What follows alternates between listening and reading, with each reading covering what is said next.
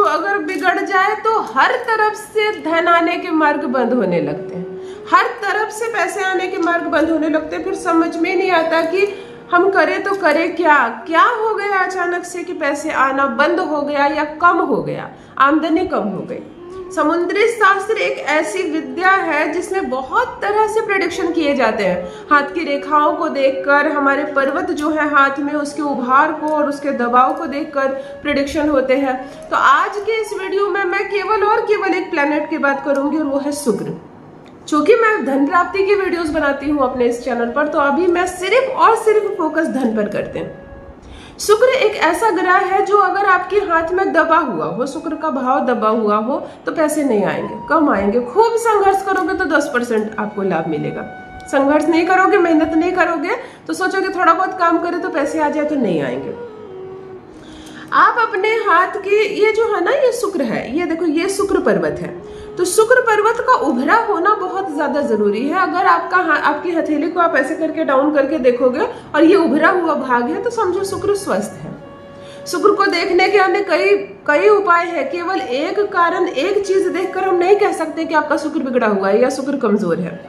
आपकी कुंडली में भी, बर्थ चार्ट में भी बहुत सारे घर देखने हैं कि शुक्र किस भाव में बैठा हुआ है। प्रथम भाव में, चतुर्थ भाव में, नवम भाव में, एकादश भाव में बैठना शुक्र का शुभ नहीं माना जाता है। शुक्र कमजोर होता है और खराब फल देता है। जहां शुक्र खराब फल देने लगा तो पैसों की दिक्कत होनी ही होनी है, पैसे नहीं आएंगे। शुक्र अगर बुध के साथ बैठ जाए लाल किताब के अनुसार, तब भी आपको कंगाल कर देगा। और सबसे ज्यादा और बड़ी बात है शुक्र का राहु के साथ बैठना। फिर तो कहते हैं ना कि बैठे बिठाए करोड़पति नहीं बनना, रोडपति बनना। शुक्र अगर राहु के साथ युक्ति बना लेता है तो आप रोडपति बन जाओगे। मतलब शुक्र को देखना और शुक्र पर प्रेडिक्शन करना बहुत गहरी बात है। साधारण सा उपाय एक बता दूं मैं अगर, तो ये संसार के सभी लोगों पर अप्लाई नहीं होगा, बिल्कुल नहीं होगा। धन की कमी, धन की दिक्कत सता रही है, किसी की दुकान है और ग्राहक नहीं आ रहे, खूब अच्छी दुकान है, चौराहे पर दुकान है, लेकिन ग्राहक नहीं आ रहे हैं। गली कूचे में या किसी बिल्कुल ऐसे एरिया में भी कोई दुकान चल रही है जहां लोगों का आना जाना नहीं है, लेकिन फिर भी दुकान लोग जा रहे हैं, ढूंढ कर जा रहे हैं, पता पूछ कर जा रहे हैं, और आपकी बिल्कुल चौराहे पर ही नहीं आ रहे, यानी कि शुक्र प्रभावित है। आज मैं शुक्र से जुड़ा आपको 3 उपाय बताऊंगी और तीनों ऐसा सहज बताऊंगी कि जनरली आप कुछ चीजों देखकर समझ जाएंगे कि आपका शुक्र क्या भाव में है और उसके लिए क्या करना है आपको। प्रथम आपको शुक्र पर्वत देखना है, उभार है या नहीं। आप इसमें कटी फटी रेखाएं, कोई काला दाग या कोई ऐसी चीज जो अभद्र से देखने में लग रही है, अजीब सी लग रही है, वो भी आपके शुक्र को प्रभावित कर रही है। शुक्र को करते हैं जागृत कुछ छोटे से प्रयोग से और अपनी जिंदगी को बदलता देखिए खुद अपनी आंखों से। जान लीजिए प्रथम मैं कौन हूँ।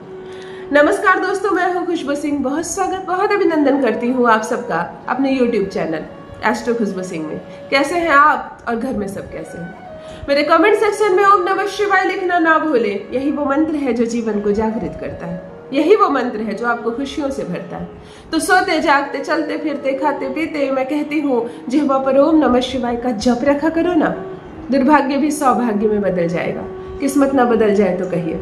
जो भी नए भाई बहन चैनल पर पहली बार आए हो, चैनल से जुड़िए, सब्सक्राइब कीजिए, मेरे परिवार का हिस्सा बनिए।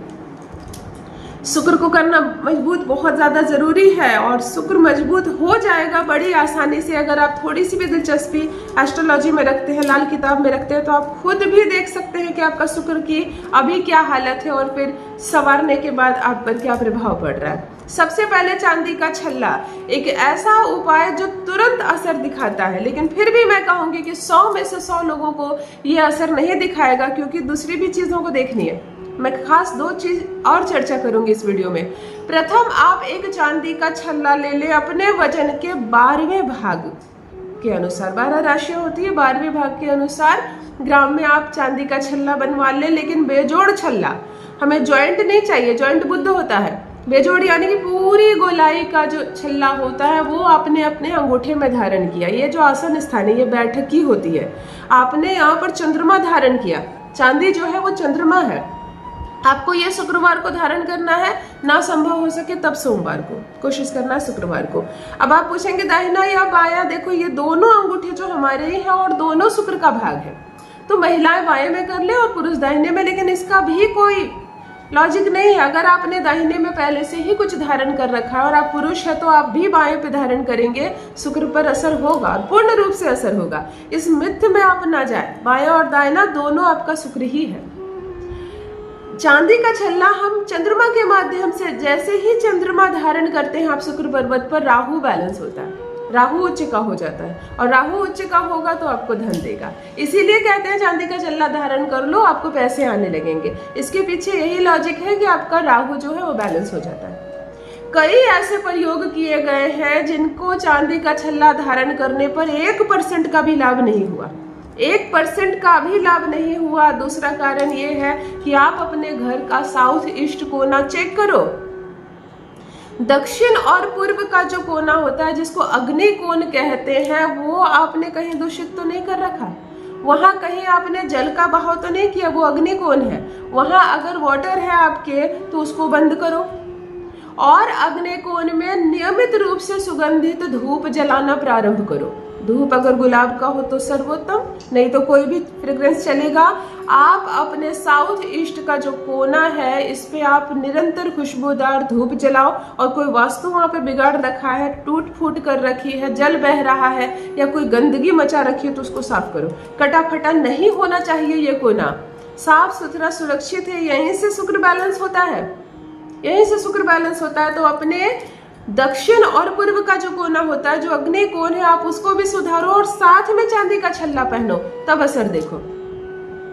तीसरी बात है, इतना करने पर भी असर अगर कम नजर आ रहा है तो एक और गुप्त उपाय इसके साथ करें। ये तीनों उपाय मैं इसलिए एक साथ बोल रही हूँ कि तीनों का कहीं ना कहीं कनेक्शन है। एकादश भाव में शुक्र बैठ जाए ना तो फिर आपको कंगाल बना देगा, कुछ भी उपाय काम नहीं करेगा, कोई भी पूजा पाठ काम नहीं करेगी। किसी भी उपजाऊ खेत में आप जाएं जहां पर अनाज उपजते हैं, हरियाली छाती है, वहां से ऐसे अपने करों से उठाकर एक कर भरकर, यानी कि 2 मुट्ठी भर के मिट्टी ले आए और एक लाल रंग के कपड़े में इस मिट्टी को डालकर बांध दे और एक गठरी बना दे और इस गठरी को आप अपने साउथ ईस्ट में स्थापित करें। चाहे बांध कर लटका दे, चाहे किसी ऐसे साफ सुथरा जगह पे रख दे, जैसा भी आपकी बनावट है आपके घर की। अग्नि कोण में आप किसी भी उपजाऊ खेत की मिट्टी को लाल कपड़े में बांध कर अगर रख देते हैं तो आपका मंगल बैलेंस होता है और ये मंगल और शुक्र ही आपके राहु को अच्छा करता है। राहु ही है जो धन देने लगता है। तो ये 3 उपाय आपको एक साथ करना है। चांदी का बेजोड़ छल्ला धारण करना है, साउथ ईस्ट कोण को चेक कीजिए, वाटर हो तो बंद कीजिए और खेत की मिट्टी लाल कपड़े में बांधकर आप वहां लटकाइए। महज इस 3 काम को करके देखिए, शुक्र उच्च का हो जाएगा। आज हमने सिर्फ और सिर्फ शुक्र को पकड़ा है। शुक्र उच्च का हो जाए तो परिस्थितियां कैसी भी होंगी, पैसे आते रहेंगे, खूब पैसे आते रहेंगे और पैसे आते रहे तो गरीबी कहाँ दूर जाएगी ही जाएगी। अवश्य करें, अपना अनुभव मेरे साथ भी अवश्य साझा करें। बहुत बहुत धन्यवाद।